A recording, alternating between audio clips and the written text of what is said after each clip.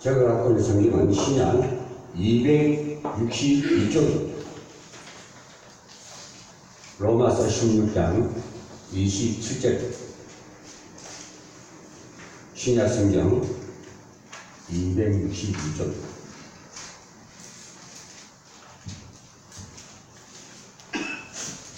한 절이니까 우리 함께 공독하도록 하겠습니다.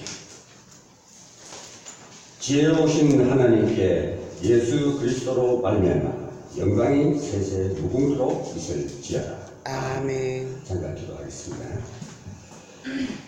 거룩하신 하나님, 하늘 우리의 심정밖에 거룩한 의식에 매이지 않게 하여 주옵시고, 제도에 묶이지 않게 하여 주옵시고, 온전한 마음으로 하나님을 거룩히 여기고 영광 돌리게 하여 주옵소서.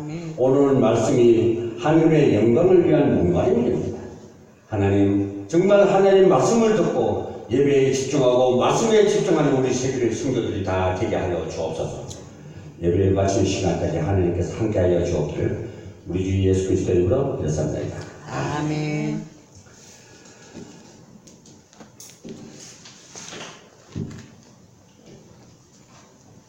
오늘 말씀의 제목은 하나님의 영광을 위한 목마름이라는 말씀으로 말씀을 증거하고자 합니다. 여러분도 잘 아시다시피 한국 교회뿐만 아니라 전 세계 교회가 지금 의식화되어 있고 제도화되어 있고 참 본심으로 하나님을 영광 돌리고 기쁨을 주고 즐겁게 하고 안심시키고 하는 성도들이 있는 반면에 그렇지 못하고 안 믿으면 지옥 간다 하니까 어쩔 수 없이 내가 집사니까 권사니까 장로니까 하고 오는 분들도 참 많습니다. 그것이 무엇이냐? 정말 믿음에 확신이 없기 때문에 발판이 안 되어 있기 때문에 그런 마음가짐들이 쓰이신다는 얘기입니다. 우리는 제도에 묶이면 안 됩니다. 오직 그리스도의 법 안에서만 놀아야지 다른 법의 제도의 시스템에 의식화된 데 있다 보면 우리가 골병들어버려요.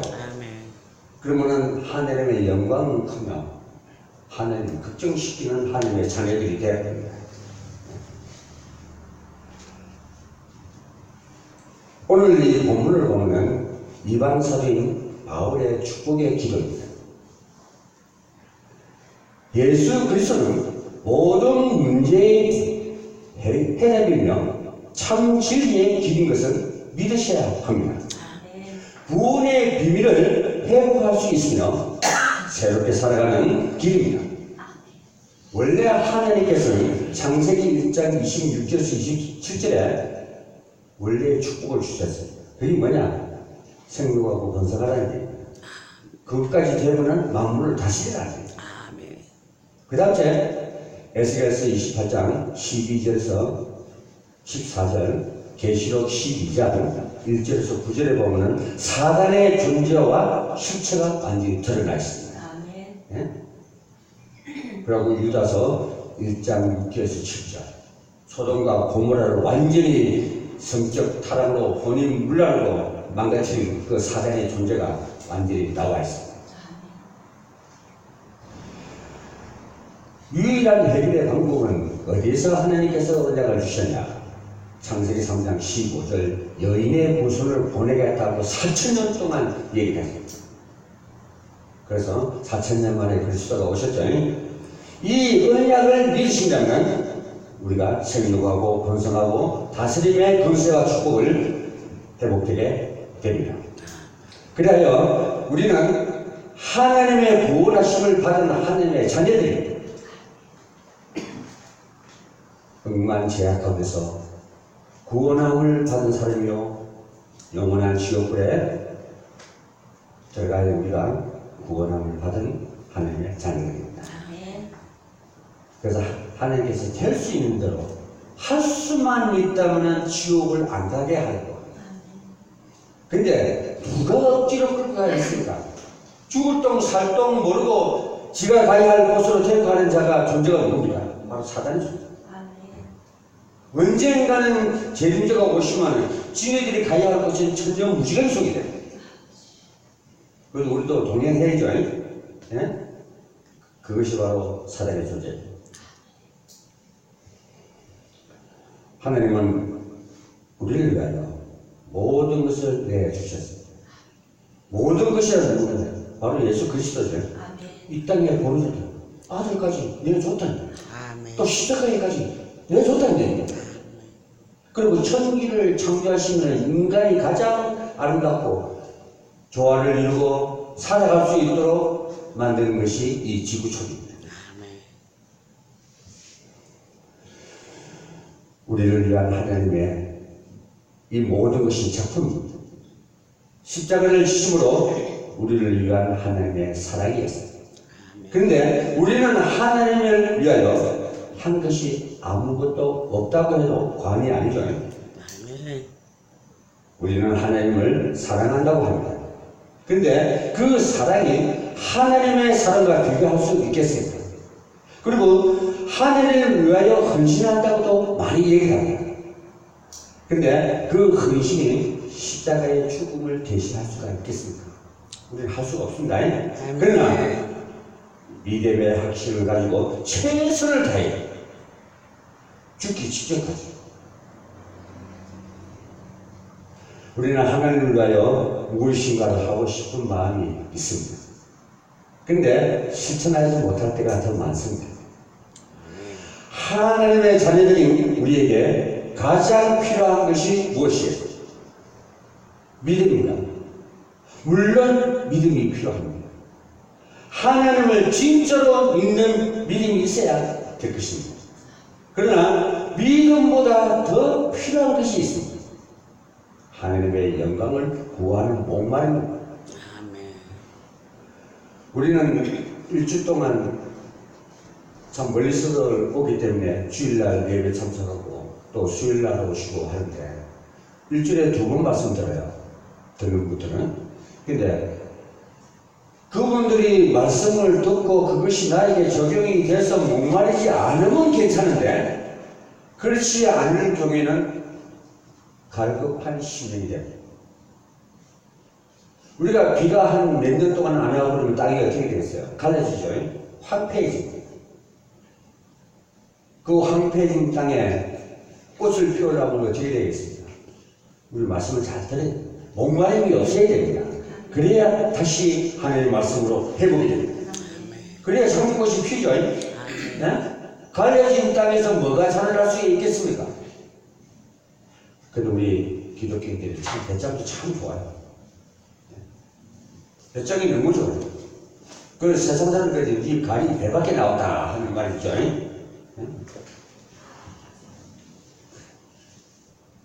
자기 심정은 지금 문드러지는데 막 갈라지고 막 목이 마르고 지금 그런데 구하지 않아요. 무슨 배짱인지 하늘이 왜 하나님 자녀인 내가 이렇게 갈급합니까? 목마릅니까? 구해야 될 거 아닙니까? 원인이 어디 있는지 찾아야 되고 그런데 찾지도 않고 구하지도 안 하고 거기서 안 되면 두들겨야 될 게 아닙니까? 대문짝이 부러지도록 두들겨 봐야 하나님이 응답하실 거 아니오. 근데 그것도 이것도 저것도 안 하는 분들이 너무나 많아. 하나님의 자녀 우리들에게 정말 필요한 것은 믿음의 확신을 가지시고 그것이 성장해서 말씀의 확신까지 가야 된다는 것입니다. 지금 우리에게 가장 필요한 것은 세상 지식을 위한 목마름이 아닙니다. 또 물질을 위한 목마름도 아닙니다. 자신의 명예를 추구하는 목마름은 더더욱 아닙니다. 지금 우리에게 가장 필요한 것은 하나님의 영광을 위한 목마름입니다. 전에까지 우리가 하나님을 걱정시키고 염려를 시키고 불안전하게 우리가 믿음 생활을 해왔다면 이제는 안심을 시켜야 돼요. 그게 자녀된 입장이잖아요. 그리고 가는 곳마다 흑암 저지의 세수를 다 끄끄부리고 이제는 성경보와 성경가를 올리기를 제 주변의 성도들이 다 되시기를 주님 이름으로 부탁드리겠습니다. 저는 여러분에게 질문을 하고 싶습니다. 여러분에게 하나님의 영광을 위한 목마름이 지금 있습니까? 최소한 우리는 죽을 때까지 말씀드려도 해결 다 안 됩니다. 그러나 얼마만큼 갈급하고 얼마만큼 목이 마르냐, 입술이 바짝바짝 탈 정도로 목이 마르냐, 그것이 문제입니다. 예배하는 이 시간이 하늘의 영광을 위한 목마름의 예배가 되기를 축원합니다. 우리는 지금 이 시간에 하나님께 예배를 드리고 있습니다. 그런데 하나님의 영광에 대한 목마름이 솔직히 부족합니다. 분명히 우리는 예배를 지금 드리고 있습니다. 그런데 하나님의 영광에 대한 목마름이 없습니다. 분명히 교회에 지금 앉아 있습니다. 저와 여러분. 그런데 몸을 드리는 예배가 안 된다. 마음은 딴 데가 있고 우리가 생각과 마음으로 온전히 주님께 드려져야 온전한 예배가 됩니다. 그래야 예배에 집중이 되고 관심을 갖게 되고 그렇게 되는 것입니다.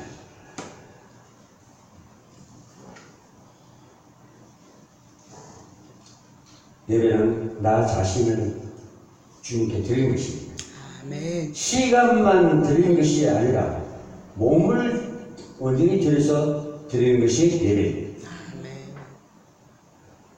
그러나 제일 중요한 예배는 성령과 진정으로 하나님을 높이고 찬양하는 것입니다. 근데 거기다가 몸만 드리면 되겠습니다. 우리가 헌신하고 우리 성도들이 또 전신식사도 잘 할 수 있도록 그 준비하는 거 하고 또 내가 하나님의 은혜로 축복을 받아서 이 물질의 축복을 받았으니까 하나님께 드려야 할 것을 드린다는 그런 마음도 매우 중요합니다. 첫째 예배의 목적은 하나님의 영광이라는 이 말은 신앙생활을 해물이라는 수백, 수천, 수만 번 들었습니다. 다른 생각하면 아닙니다. 오직 다른 거 없지 않아요? 예수가 그리스도다. 결국은 어떤 종교인도 마찬가지입니다. 결국은 마지막에 숨 꼴딱 넘어갈 때는 하나님을 찾습니다. 그렇기 때문에 부르는 명칭만 종교마다 다릅니다. 하나님을 명칭만 다른 거지 결국은 하나님을 믿는다는 얘기입니다. 은혜를 받는 것도 받을 것도 생각하지 마십시오. 오직 하나님께 영광 돌리기 위한 예배를 드리십시오. 오늘 은혜가 될 수도 있고 은혜가 안 될 수도 있습니다. 그러나 거기에 너무 집착하지 마시고 오늘 내가 내 몸가짐에 하나님께 영광이 되느냐 안 되느냐, 하나님이 눈으로 나를 지금 보고 있는가 안 보고 있는가, 관심이 있는가 없는가, 그게 가장 더 중요합니다. 하나님께서 저와 여러분을 무관심해버리면요 그거는 생명 끝입니다. 아멘. 물론 살아있다 하나 죽지 못해 발버둥 치는 것과 똑같아요. 하나님 떠난 자들 사는 삶을 한번 보십시오. 바깥에 나가면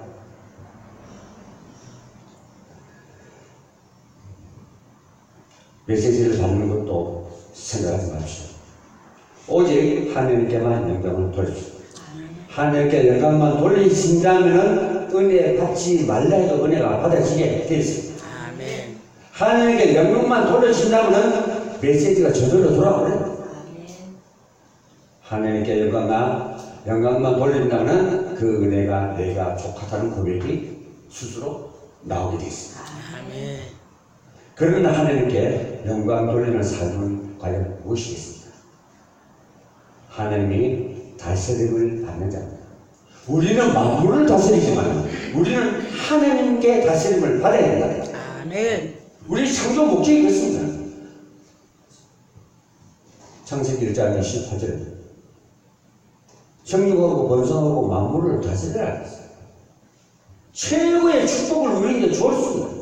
그 대신 하나님이 우리를 다스려 줘야만이 만물을 다스릴 수가 있다는 겁니다. 생육을 해도 온전한 생육을 할 수 있고 번성을 해도 올바르게 할 수가 있다. 생각과 마음이 딴 데가 있구나. 올바른 참 진리를 만나지 못하면 망망하게 되고 갈 곳이라는 유혹거리에 빠지게 되고 인생살이 만신창이가 되고. 네? 제가 왜 이런 얘기를 여러분인데 좀 묵직한 소리를 하겠습니까? 제가 내 인생이 만신창이 되어봤기 때문에 제가 여러분에게 말하는 거예요. 또 결단을 해봤기 때문에 여러분에게 잘못된 게 있으면 결단을 하라는 거예요. 나는 전쟁 안 해보고 무서운 결단도 안 해보고 여러분들이 이렇게 하라면 그건 말이 되겠습니까? 안 되죠? 행복하게 사는 사람만이 그 행복을 합니다. 불행한 사람은 내일 불행하다는 말만 입에서 나올 수밖에 없어요. 지금 나의 삶에 하나님의 영광이 나타나는 것이 하나님의 영광을 위한 삶입니다. 이것이 아주 중요한 겁니다. 하나님께 영광 돌리는 것은 하늘을 향하여 소리치는 것이 아닙니다. 구태여 기도하라면 고래감 지을 필요 없어요. 묵상을 하고 속닥속닥 예인하고 얘기하듯이 얘기해도 하나님 들으신다는 거예요. 그렇기 때문에 우리가 하나님과 사귀는 것도 지혜롭게 사귀어야 돼요. 막무가내 떼쓰듯이 해서는 안 돼요. 정말 하나님이 우리를 사랑하고 이해하고 용서하고 하시지만요, 어떤 데 하면 화가 나면 무서운 하나님입니다. 그렇기 때문에 함부로 대하면 안 돼요, 하나님. 우리의 삶 가운데 하나님의 통치가 항상 있어야 됩니다. 내 삶 속에 나타나게 하라는 것입니다. 우리가 실수 중에 하나가 마음만 하나님께 돌리는 것입니다. 마태복음 26장 41절에 보면 마음은 원해로 되어 육신이 약하다. 말로 우리의 인생을 페인트 칠하는 것 같은 그런 것으로 하나님께 돌리는 포장이 있죠. 벽이 막 지저분해지고 하면은 한 번씩 가다가 페인트 칠을 해주죠. 요즘 또 보기도 좋으라고 또 이 그림 같은 것도 그리기도 하고 그러죠. 그렇게 우리는 신앙에 있어서는 페인트 칠을 하지 마라. 그 모습 그대로 주님께 영광을 돌리고 정말 정성한 우리 하나님의 자녀들은 하나님이 기뻐서 손뼉을 치면서 아무개야 네가 정말 내 자녀를 그걸 여러분이 느끼게 됩니다. 아마 그 정도까지 딱 하게 되면요 여러분이 스스로 느낍니다. 하나님께서 영광을 돌리는 가장 구체적인 메시지는 계시록 1장 3절 맞습니다. 뭐라고 말씀하시냐면 이 예언의 말씀을 읽는 자와 듣는 자와 그 가운데에 기록한 것을 지키는 자는 복이 있나니 때가 가까움이라. 아멘. 하나님의 때가 가깝다 하면 진짜 가까울 수도 있고 멀 수도 있습니다. 하루가 천년 같을 수도 있고. 하나님께 영광 돌리는 자는 하나님의 말씀을 묵상하고 듣고 지키는 자입니다. 즉 말씀을 가까이 할 뿐만 아니라 그 말씀을 삶 속에 적용시키는 사람입니다. 이런 성도라야 하나님께 영광을 돌리는 삶을 살고 있는 성도라 할 수가 있습니다. 하나님의 영광을 위한 실천을 우리가 해야 됩니다. 실현을 시켜야 됩니다. 우리는 세상 사는 동안에 보면 문제 많이 닥치죠. 느닷없이 막 교통사고 당하고 막 사건도 생기고 막 그러죠. 막 고소할 사건도 생기고. 그 갈등 속에서도 하나님의 영광을 나타냅니다. 네. 세상 사람들과 다른 마음가짐을 가지고 있을 때 그것이 하나님께 영광을 나타내는 것입니다. 환경과 사건 속에 하나님의 영광을 나타내십시오. 모든 만남 속에서 하나님의 영광을 나타내야 됩니다. 요 세 번째, 모든 만나는 사람 중에서도 하나님 영광을 나타내야 되는데, 저도 요즘 한 일주일 동안, 2주 전부터, 3주 전부터 계속 많은 분들을 만났어요. 인천까지 가기도 하고, 저 일산까지 가기도 하고, 응? 별대로 다 가봤어요. 가봤는데, 정말 사명자가 맞는지, 사역자가 맞는지, 중직자가 맞는지, 입에서 나오는 소리는 그냥 쫌쫌쫌쫌한 소리, 응? 저 세상 밖에 있는 사람들하고 똑같아. 뭐 다를 것이 없느니라. 오늘 그래서 비교가 안 된다는 얘기입니다. 하나님과. 10마디 중에 2마디라도 복음적인 말이 나와야 되는데, 그런 말도 찾아볼 수가 없는 세상이 됩니다. 왜? 모든 문제 해결 다 했다 하니까 그 말도 없고, 삶 자체가 목적이 없는, 과연 누구를 위해서 살아줍니까? 이 세상 가운데서 한번 떡떡거리고 한번 살아보겠다는 얘기입니다. 아니면 권력을 가지고 마음껏 누리면서 법 위에 서는 삶이 되고 싶다. 하나님은 거기는 전혀 관심이 없다. 오직 나를 섬겨줍니다. 하나님 섭.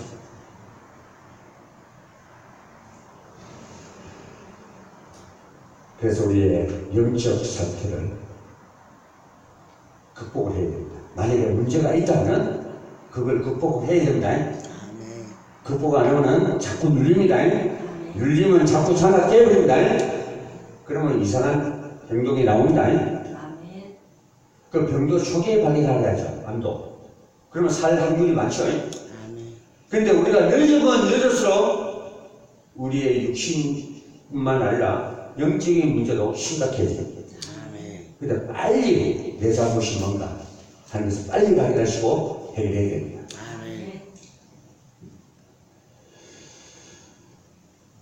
나쁜 사람은 집요하게 우리 자신을 높이라고 조장합니다. 누가 그런지 아시겠죠? 너의 기분, 입장, 자존심, 굉장히 중요하다. 세워라.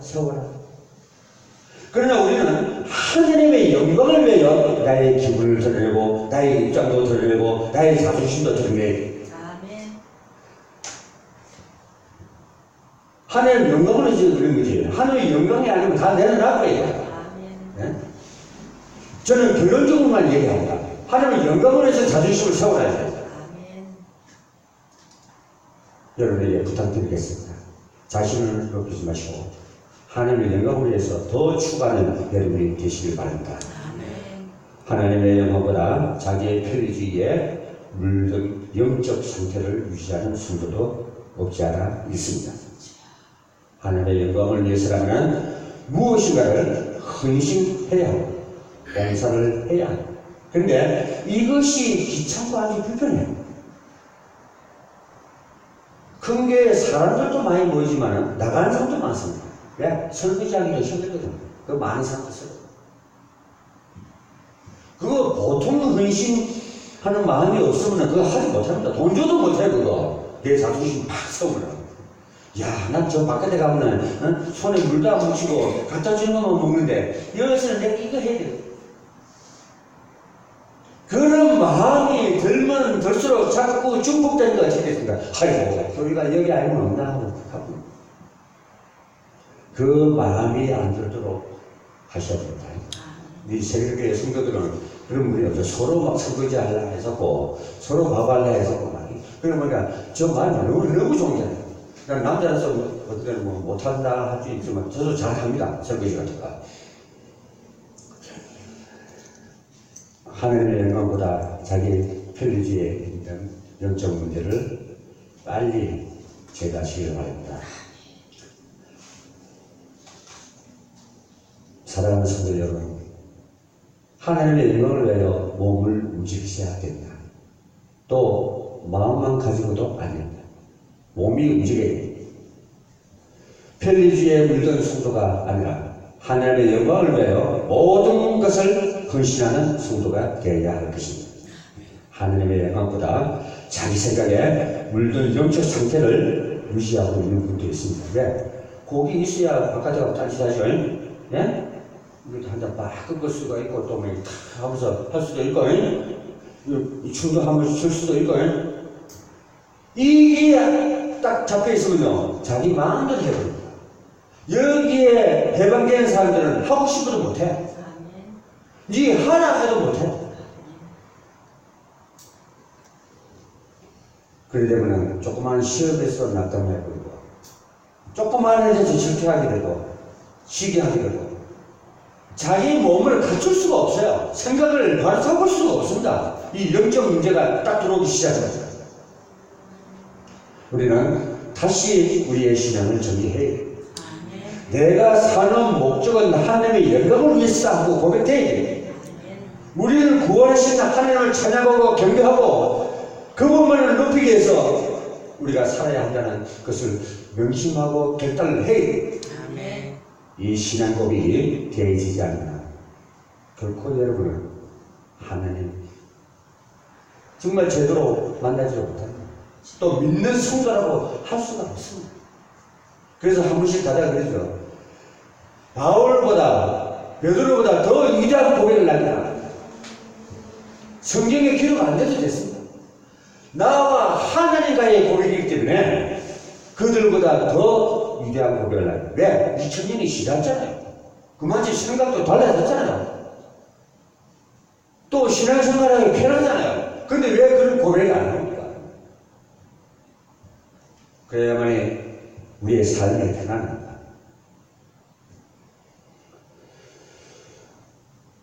우리는 구원하신 하나님을 찬양하고 경배하는 데 소홀히 해서는 안 됩니다. 마지막 결론입니다. 바울의 마지막 고백이 오늘 본문입니다. 기도이며 고백입니다. 지혜로우신 하나님께 예수 그리스도를 말미암아 영광이 세세토록 있을지어다. 아멘. 이것이 여러분의 신앙 고백이 되시기 바랍니다.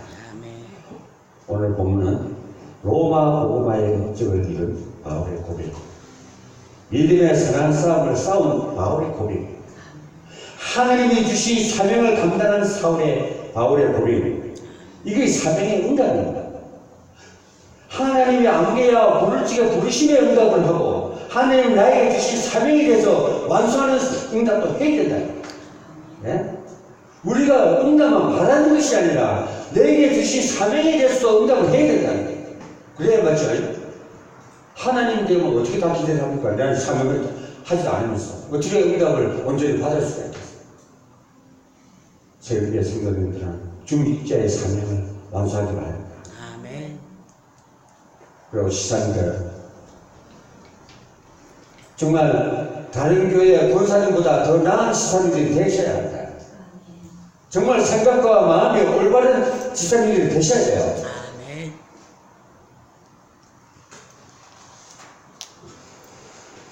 지혜로우신 하나님께 예수 그리스도로 말미암아 영광이 세세토록 있을지어다. 이 말은 이 세상 끝날까지 이렇게 고백하라는 얘기입니다.